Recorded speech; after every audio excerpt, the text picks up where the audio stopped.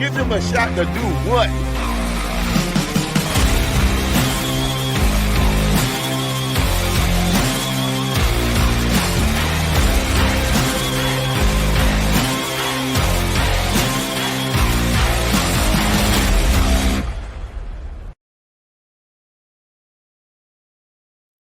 So no new pod this week. Bert is out sick. We'll be back right before Christmas to give you a proper Christmas pod. But today I'll talk a little bit about Josh Allen versus Matt Stafford for MVP and Tua Tagovailoa being benched in a Thursday night preview. All that and more next.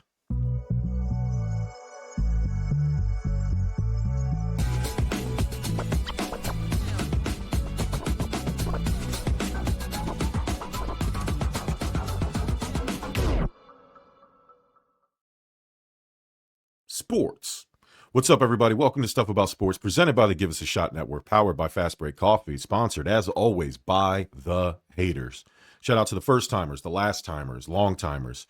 Please like, share, subscribe to our YouTube channel. Please follow us at Stuff About Sports and at Give Us a Shot Network. I'm Jerm. Bert is out sick. We'll be back next week for a more fun-filled pod for you, Christmas vibes, but just wanted to get on here and talk a little bit about some of the current goings-ons in the NFL. One of the bigger, hotter topics has been who's going to be the NFL MVP. For right now, the odds makers have Matt Stafford. And look, I know people are going to come at me with the efficiency stuff with Matt Stafford, and I get it. It's the smart play. You look at the minus 300 odds, you see the 37-5 touchdown ratio, and you think, okay, Jerm, why are we overthinking this? He's the point guard of the best offense and probably the best team in the NFC, if not the NFL. But are we really going to do the thing where we ignore the degree of difficulty for some of this stuff? Because if we're just handing out trophies for who has the most help, let's just give the MVP to the Rams scouting department instead of Matt Stafford or Sean McVay. How about Sean McVay's hair products? I don't know. For me, Josh Allen is the MVP, and it's not really close if you are actually watching the games. For one, Matt Stafford is playing with Devontae Adams and Puka Nacua. That's like playing Call of Duty with the cheat codes enabled. When Stafford drops back, he has a Hall of Famer on one side of the ball and a guy who broke every single rookie record for receiver on the other. Josh Allen is out there with a receiving core that, I mean, for all intents and purposes, feels like a rotating cast of, wait, didn't he play for the Falcons in 2022? I don't know. He's out there throwing dimes into windows the size of mail slots. Josh Allen has 37 total touchdowns, 25 pass, 12 rush.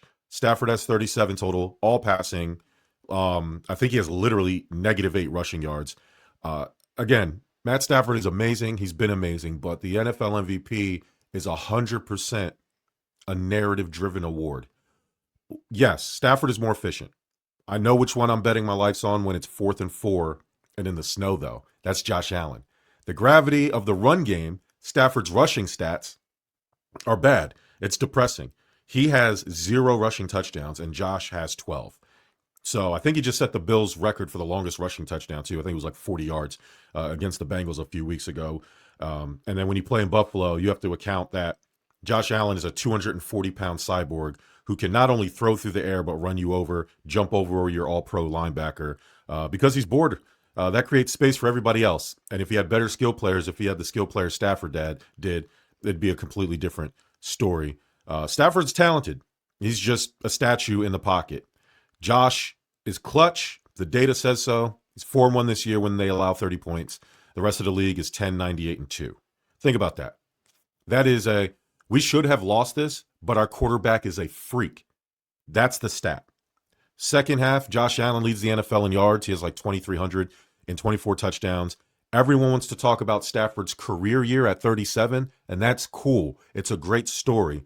It's the old man in the sea if Santiago had a rocket arm and a better offensive line. But the MVP isn't a lifetime achievement award, y'all. The Bills, and I digress. I'm a Bills fan. Believe me, I know. I've spent a lot of nights staring at the wall, wondering why Josh Allen tried to hurdle 3 guys on 2nd and 10 in the first quarter. However, that's the Josh Allen experience. And it's 80% euphoria. It's 20% why am I doing this to myself? It's 100% awesome. I look at the New England game last week. He knocks off the number one seed, accounts for 3 scores, and basically tells the rest of the AFC, I don't care who your offensive coordinator is. Don't care who your quarterback is or who your coach is. And Matt Stafford is just playing within a great system. He's the guy you want if you want to run the clinic. Josh Allen is the one you want if you're trying to win a title with a roster that's still trying to figure out their identity. He's the fastest player to 300 total touchdowns in the NFL in history. He's doing it with less. He's under more pressure and with a higher ceiling than anyone else in the league. I know all the Stafford fanboys are clutching their passing TD leaderboards like they're sacred skulls. It's 37 touchdowns, Jerm. Only 5 picks. Josh Allen has 8. Cool. Like, you can ignore the fact that Matt Stafford has the best roster in the NFC and a play caller who basically solves the game for him before it even breaks the huddle. If we're going to get into all the nerdy stuff, let's just really get into it, because it's really the only argument that Matt Stafford truthers can have. But if you talk about EPA, expected points added, this is where the efficiency crowd usually likes to hang out when it comes to this stuff. But the numbers actually tell the story that Stafford betting odds are a little bit fraudulent. So Stafford is sitting at 0.4 EPA per dropback, and that's fine. It's solid. It's one of the best in the league. I'm a veteran who knows where to go with the ball. I have Puka Nacua making me look awesome. I have Devontae Adams, who is just blowing up the numbers. Josh Allen is at 0.22 EPA per dropback. That's a massive gap. We're talking about the difference between a very good starter and a guy who is single-handedly tilting the field. Josh Allen is currently 3rd in the NFL in EPA per dropback. Matt Stafford is 8th. So if Stafford is so efficient, which is basically the horse that the Stafford for MVP people are riding on, then why is Josh Allen 60% more valuable every time he drops back to pass?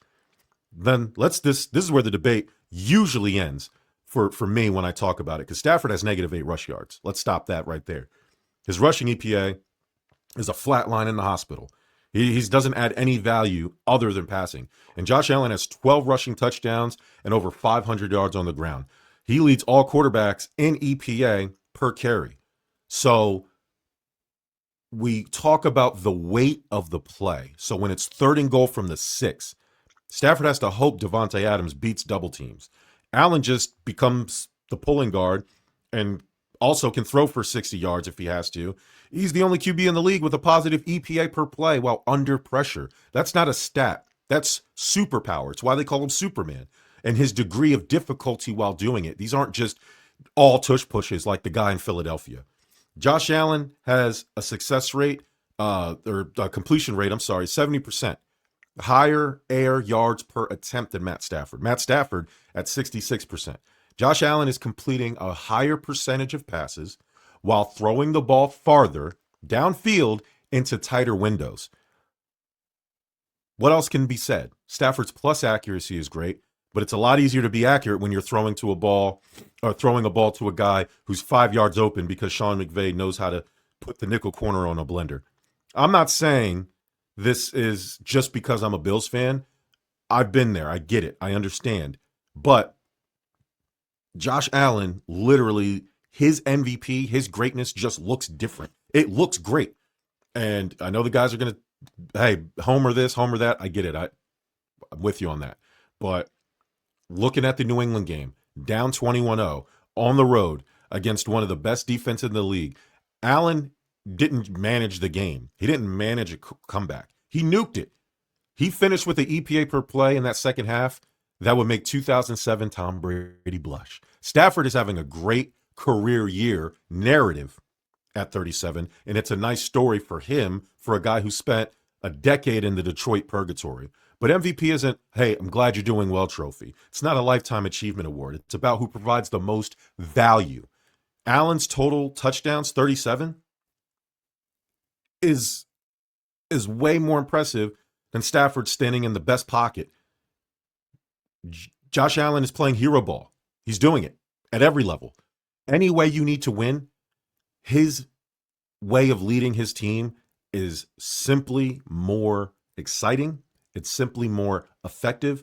And quite frankly, it's simply more valuable.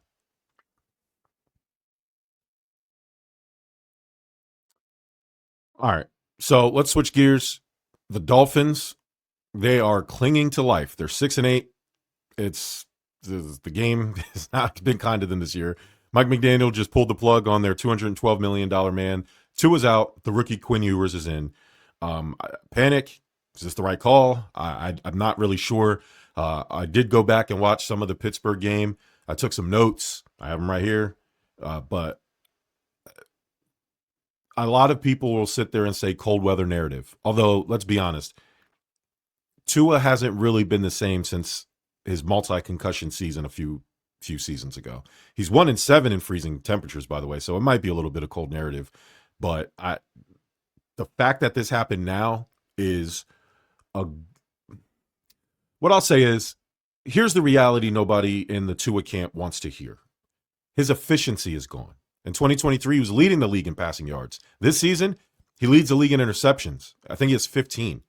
He's 24th in EPA. He's worse than Geno Smith. That's like, I'm talking Gardner Minshew territory. And you can't pay a guy top 5 money for bottom 10 performance and then tell the other 52 guys in the locker room, like, hey, we're sticking with him because the accountant said so, because we're paying him. You can't build a winning team that way. And Mike McDaniel had to do this, one, for his job. And the offense isn't fast anymore. It's frantic. Quinn Ewers, he's probably not the answer, but you got to see what you have. And he might come out and throw 3 picks this weekend. But at least you're admitting that the current formula is broken. So Miami, is it panic time? Yeah, probably. Staying course also would have been negligence. So you're not really in a good spot no matter what you do when it comes to Tua Tagovailoa. And now his trade value is not great. You can't really – there's not really any time, and there's not enough playing time to fix that. I'm not sure what you can do if you're the Miami Dolphin front office with Tua. And I've watched a lot of football. I've been doing long enough to know that when you sign a guy to a $212 million extension and then demote him to emergency third string behind the 7th-round rookie like Quinn Ewers, and then you got Zach Wilson still there, you're not just looking for a spark. That's filing for divorce. The stats are what they are. And you can't lead the league in interceptions, and you can't expect Mike McDaniel to keep pretending that the scheme is going to eventually bail you out. And I know when it came across my feed, I was like, wait, what? The franchise that had spent years trying to convince us that Tua's quick release and processing were elite, enough to overcome the lack of high-end arm talent, which everybody knew he had. But once the synergy with Tyreek Hill broke down and the playoff hopes evaporated, especially after that Pittsburgh loss, the reality set in. And almost $100 million dead cap. Miami is in a huge historical bind, and they made the decision that they need to see what they have in Ewers. And it's better to do that than continue with Tua, especially when he's throwing his teammates under the bus. There's a lot of off-field stuff happening or in the locker room stuff happening. And it's honestly the best possible way for Mike McDaniel to say, hey, I can't fix this guy anymore. And since we brought up the cap hit, let's talk about the math. Because if you thought the product on the field was a mess, check out the balance sheet. It looks like a crime scene. When Chris Greer handed Tua that 4-year, $212.4 million extension, the idea was that the system was the floor. Instead, the floor fell out, and now the Dolphins are staring at a $99 million dead cap if they try to cut him before June 1st next year. And so that's almost $15 million more than the dead money Broncos took to get rid of Russell Wilson, which we all said at the time was like a never again kind of historical anomaly. And here we are in the same set of circumstances, and we'll have to see if Miami actually does it. But even if they do, you're still looking at almost $67 million total for the length of the contract on your books in 2026, and you're paying a quarter of your entire salary cap for a guy who's not going to play for you.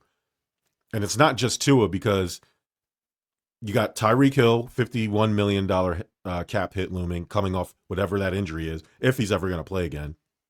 And then, so you're looking at a lot, like maybe $30 million plus a year, depending on what happens with those two players. So the 2026 dead money, if you want to do the nuclear option, it's a $99.2 million dead cap hit. That's no matter what you do. So if you want to do the slow bleed, it's $67 million in 2026 and then $31 in 2027. That's like keeping him around just to pay him. I mean, I guess if you're a team and you can convince yourself that you can fix Tua, then maybe you can do it. Miami's still going to eat about $45 million of that money, but it's better than paying him nothing or paying him to do nothing for you. That's $54 million guaranteed money due next season to Tua Tagovailoa, and they've pulled the plug already with a few games left to go in this current season. There's no coming back for that. You're probably never going to see Tua in a Miami Dolphins uniform again. And this is why you see Quinn Ewers starting now. If the Dolphins are going to be this hamstrung financially, they have to find out if the 7th round pick is going to be the guy, or else they need to start looking at what's happening in the future. If Quinn Ewers can give you 80% of Tua's production for 1% of the cost, if Quinn Ewers is just average, it's the only way they can afford to keep the rest of the roster from completely disintegrating, as we've read that it's starting to already. So they're stuck in a bad contract, and right now the only way out is a total rebuild that might take probably 3 or 4 years to even clear the books to even do it. All right, Week 16, the playoff picture is tighter than frog ass, and it's Thursday night. It's Rams versus Seahawks, and I know usually Thursday night football is terrible. It's where offensive game plans go to die.